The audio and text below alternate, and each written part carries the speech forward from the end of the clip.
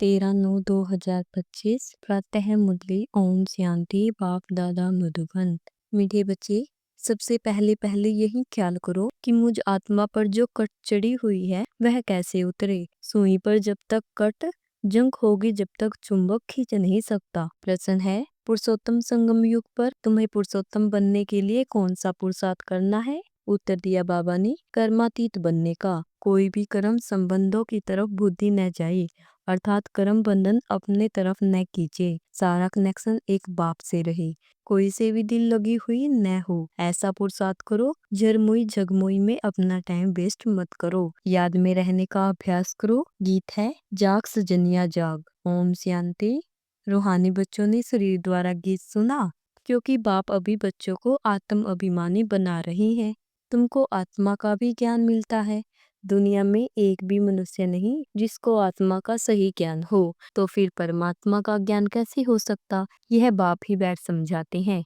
समझाना शरीर के साथ ही है। शरीर बिगड़ तो आत्मा कुछ नहीं कर सकती। आत्मा जानती है हम कहाँ के निवासी हैं, किसके बच्चे हैं। अभी तुम यथार्थ रीति जानते हो। सब एक्टर्स पार्टधारी हैं। भिन्न भिन्न धर्म की आत्माएं कब आती है, यह भी तुम्हारी बुद्धि में है। बाप डिटेल नहीं समझाते हैं, होलसेल अर्थात एक सेकंड में एक समझानी देते हैं, जो सतयुग आदि से लेकर अंत तक मालूम पड़ जाता है कि कैसे हमारा पार्ट नूंदा हुआ है। अभी तुम जानते हो बाप कौन है, उनका इस ड्रामा के अंदर क्या पार्ट है, यह भी जानते हैं। ऊंचते ऊंच बाप है, सर्व का सदगति दाता, दुख हरता सुख करता है। शिव जयंती गाई हुई है, जरूर कहेंगे शिव जयंती सबसे ऊंच है। खास भारत में ही जयंती मनाते हैं। जिस उच्च पुरुष के पास्ट की हिस्ट्री अच्छी होती है तो उनकी स्टैंप भी बनाते हैं। अब शिव की जयंती भी मनाते हैं। समझाना चाहिए सबसे ऊंच जयंती किसकी हुई, किसी की स्टैंप बनानी चाहिए। कोई साधु संत अथवा सिखों का, मुसलमानों का व अंग्रेजों का कोई फिलोसोफर अच्छा होगा तो उनकी स्टैंप बनाते रहते हैं। जैसे राणा प्रताप आदि की भी बनाते हैं। अब वास्तव में स्टैंप होनी चाहिए बाप की, जो सबका सदगति दाता है। इस समय बाप न आए तो सदगति कैसे हो, क्योंकि सब रोरम नरक में गोता खा रहे हैं। सबसे ऊंचते ऊंच है शिव बाबा, पतित पावन। मंदिर भी शिव के बहुत ऊंचे स्थान पर बनाते हैं, क्योंकि ऊंचते ऊंच है ना। बाप ही आकर भारत को स्वर्ग का मालिक बनाते हैं। जब वह आते हैं तब सदगति करते हैं, तो उस बाप की ही याद रहनी चाहिए। स्टैंप भी शिव बाबा की कैसे बनाए? भक्ति मार्ग में तो शिवलिंग बनाते हैं, वही ऊंचते ऊंच आत्मा ठहरे। ऊंचते ऊंच मंदिर भी शिव का ही मानेंगे। सोमनाथ शिव का मंदिर है ना। भारतवासी तमोप्रधान होने कारण यह भी नहीं जानते कि शिव कौन है। जिसकी पूजा करते हैं उसका ऑक्यूपेशन तो जानते नहीं। राणा प्रताप ने भी लड़ाई की, वह तो हिंसा हो गई। इस समय तो सब है डबल हिंसक। विकार में जाना, काम कटारी चलाना, यह भी हिंसा है ना। डबल अहिंसक तो यह लक्ष्मी नारायण है। मनुष्य को जब पूरा ज्ञान हो तब अर्थ सहित स्टैंप निकले। सतयुग में स्टैंप निकलती ही लक्ष्मी नारायण की है। शिव बाबा का तो ज्ञान वहां रहता नहीं, तो जरूर ऊंचते ऊंच लक्ष्मी नारायण की ही स्टैंप लगती होगी। अभी भी भारत का वह स्टैंप होना चाहिए। ऊंचते ऊंच है त्रिमूर्ति शिव, वह तो अविनाशी रहना चाहिए, क्योंकि भारत को अविनाशी राजगद्दी देते हैं। परमपिता परमात्मा ही भारत को स्वर्ग बनाते हैं। तुम्हारे में भी बहुत है जो यह भूल जाते हैं कि बाबा हमको स्वर्ग का मालिक बनाते हैं। यह माया भुला देती है। बाप को न जानने के कारण भारतवासी कितनी भूले करते आए हैं। शिव बाबा क्या करते हैं यह किसी को भी पता नहीं। शिव जयंती का भी अर्थ नहीं समझते। यह नॉलेज सिवाय बाप के और कोई को नहीं है। अभी तुम बच्चों को बाप समझाते हैं, तुम औरों पर भी रहम करो, अपने ऊपर भी आपे ही रहम करो। टीचर पढ़ाते हैं, यह भी रहम करते हैं ना। यह भी कहते हैं मैं टीचर हूँ, तुमको पढ़ाता हूँ। वास्तव में इसका नाम पाठशाला भी नहीं कहेंगे, यह तो बहुत बड़ी यूनिवर्सिटी है। बाकी तो सब है झूठे नाम। वह कोई सारे यूनिवर्स के कॉलेज तो है नहीं, तो यूनिवर्सिटी है ही एक बाप की, जो सारे विश्व की सदगति करते हैं। वास्तव में यूनिवर्सिटी यह एक ही है। इन द्वारा ही सब मुक्ति जीवन मुक्ति में आते हैं, अर्थात शांति और सुख को प्राप्त करते हैं। यूनिवर्स तो यह हुआ ना, इसलिए बाबा कहते हैं डरो मत। यह तो समझाने की बात है। ऐसे भी होते हैं, इमरजेंसी के टाइम में कोई किसी की सुनते भी नहीं है। प्रजा का प्रजा पर राज्य चलता है और किसी धर्म में शुरू से रजाई नहीं चलती। वह तो धर्म स्थापन करने आते हैं, फिर जब लाखों के अंदाज में हो तब रजाई कर सके। यहाँ तो बाप रजाई स्थापन कर रहे हैं यूनिवर्स के लिए। यह भी समझाने की बात है, दैवी राजधानी इस पुरुषोत्तम संगम युग पर स्थापन कर रहे हैं। बाबा ने समझाया है, श्री कृष्ण, श्री नारायण, श्री राम आदि के काले चित्र भी तुम हाथ में उठाओ, फिर समझाओ श्री कृष्ण को श्याम सुंदर क्यों कहते हैं। सुंदर था फिर श्याम कैसे बनते हैं। भारत ही हेविन था, अब हेल है। हेल अर्थात काला, हेविन अर्थात गोरा। राम राज्य को दिन, रावण राज्य को रात कहा जाता है। तो तुम समझा सकते हो देवताओं को काला क्यों बनाया है। बाप बैठ समझाते हैं, तुम हो अभी पुरुषोत्तम संगम युग पर, वह नहीं है। तुम तो यह बैठे हो ना, यहाँ तुम हो संगम युग पर, पुरुषोत्तम बनने का पुरुषार्थ कर रहे हो।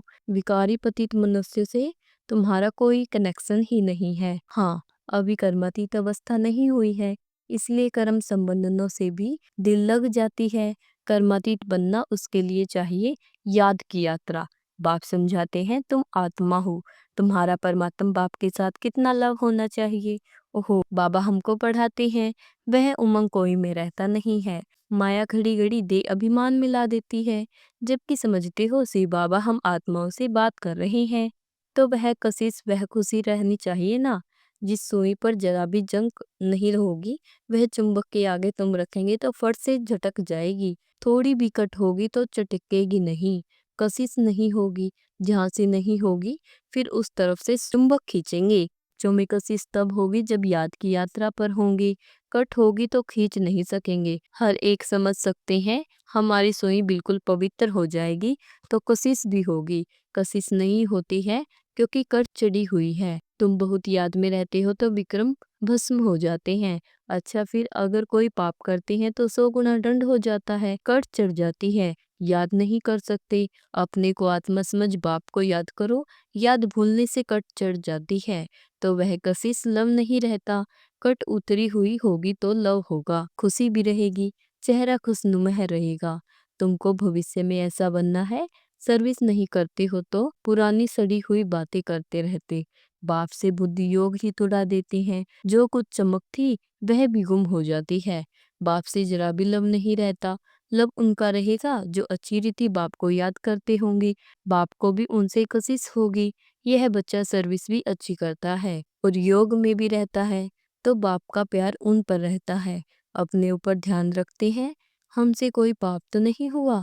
अगर याद नहीं करेंगे तो कट कैसे उतरेगी। बाप कहते हैं चार्ट रखो तो कट उतर जाएगी। तमो प्रधान से सतो प्रधान बनना है तो कट उतरनी चाहिए, उतरती भी है फिर चढ़ती भी है। 100 गुना दंड पड़ जाता है। बाप को याद नहीं करते हैं तो कुछ न कुछ तो पाप कर लेते हैं। बाप कहते हैं कट उतरने बिगड़ तुम मेरे पास आ नहीं सकेंगे, नहीं तो फिर सजा खानी पड़ेगी। मोचरा भी मिलता, पद भी भ्रष्ट हो जाता। बाकी बाप से वर्षा क्यों मिला। ऐसा कर्म नहीं करना चाहिए जो और ही कट चढ़ जाए। पहले तो अपनी कट उतारने का ख्याल रखो। ख्याल नहीं करते हैं तो फिर बाप समझेंगे इनकी तकदीर में नहीं है। क्वालिफिकेशन चाहिए, अच्छे करैक्टर्स चाहिए। लक्ष्मी नारायण के करैक्टर्स तो गाए हुए हैं। इस समय के मनुष्य उन्हों के आगे अपना करैक्टर्स वर्णन करते हैं। शिव बाबा को जानते ही नहीं। सदगति करने वाला तो वही है। सन्यासियों के पास जाते हैं परंतु सर्व का सदगति दाता ही एक है। बाप ही स्वर्ग की स्थापना करते हैं, फिर तो नीचे ही उतरना है। बाप के सिवाय कोई पावन बना नहीं सके। मनुष्य खड्डे के अंदर जाकर बैठते हैं, इससे तो गंगा में जाकर बैठे तो साफ हो जाए। क्योंकि पतित पावनी गंगा कहते हैं ना। मनुष्य शांति चाहते हैं तो वह जब घर जाएंगे तब पाठ पूरा होगा। हम आत्माओं का घर है ही निर्वाण धाम, यह शांति कहाँ से आए। तपस्या करते हैं, वह भी कर्म करते हैं ना, करके शांत में बैठ जाओ। शिव बाबा को तो जानते ही नहीं, वह सब है भक्ति मार्ग। पुरुषोत्तम संगम युग एक ही है। जबकि बाप आते हैं, आत्मा स्वच्छ बन मुक्ति जीवन मुक्ति में चली जाती है। जो मेहनत करेंगे वह राज्य करेंगे, बाकी जो मेहनत नहीं करेंगे वह सजाए खाएंगे। शुरू में साक्षात्कार कराया था सजाओ का, फिर पिछाड़ी में भी साक्षात्कार होगा। देखेंगे हम श्रीमत पर न चले तब यह हाल हुआ है। बच्चों को कल्याणकारी बनना है, बाप और रचना का परिचय देना है। जैसे सुई को मिट्टी के तेल में डालने से कट उतर जाती है, वैसे बाप की याद में रहने से भी कट उतरती है। नहीं तो वह कशिश, वह लव बाप में नहीं रहता है, लव सारा चला जाता है। मित्र संबंधियों आदि में मित्र संबंधियों के पास जाकर रहते हैं। कहाँ वह जंग खाया हुआ संग और कहाँ यह जंग खाई हुई चीज के संग में उनको भी कट चढ़ जाएगी। कट उतरने के लिए ही बाप आते हैं, याद से ही पावन बनेंगे। आधा क्लब से बड़ी जोर से कट चढ़ी हुई है। अब बाप चुंबक कहते हैं मुझे याद करो। बुद्धि का योग जितना मेरे साथ होगा उतनी कट उतरेगी। नई दुनिया तो बननी ही है। सतयुग में पहले बहुत छोटा सा झाड़ होता है देवी देवताओं का, फिर प्रीति को पाते हैं। यहाँ से ही तुम्हारे पास आकर पुरुषार्थ करते रहते हैं। ऊपर से कोई नहीं आते हैं, जैसे और धर्म वालों के ऊपर से आते हैं। यहाँ तुम्हारी राजधानी तैयार हो रही है। सारा मदार पढ़ाई पर है, बाप की श्रीमत पर चलने पर है। बुद्धि योग बाहर जाता रहता है तो भी कट लग जाती है। यहाँ आते हैं तो सब हिसाब किताब चुकतो कर जीते जी सब कुछ खत्म करके आते हैं। सन्यासी भी सन्यास करते हैं तो भी कितने समय तक याद आता रहता है। तुम बच्चे जानते हो अभी हमको सत्य का संग मिलता है, हम अपने बाप को ही याद में रहते हैं। मित्र संबंधियों आदि को जानते तो है ना। घर गृहस्थ व्यवहार में रहते कर्म करते बाप को याद करते हैं। पवित्र बनना है, औरों को भी सिखाना है, फिर तकदीर में होगा तो चल पड़ेंगे। ब्राह्मण कुल का ही नहीं होगा तो देवता कुल में कैसे आएंगे। बहुत सहज पॉइंट दी जाती है जो झट किसी की बुद्धि में बैठ जाए।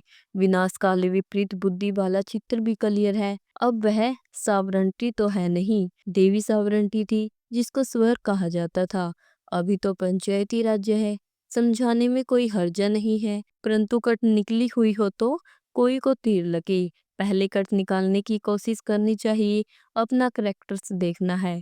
रात दिन हम क्या करते हैं, किचन में भी भोजन बनाते, रोटी पकाते, जितना हो सके याद में रहो। घूमने जाते हो तो भी याद में। बाप सभी अवस्थाओं को तो जानते हैं ना। झरमुई झगमुई करते हैं तो फिर कट और चढ़ जाती है, पर चिंतन की कोई बात नहीं। अच्छा, मीठे मीठे सिगलत दे बच्चों, प्रीत माता पिता बाप दादा का याद प्यार और गुड मॉर्निंग।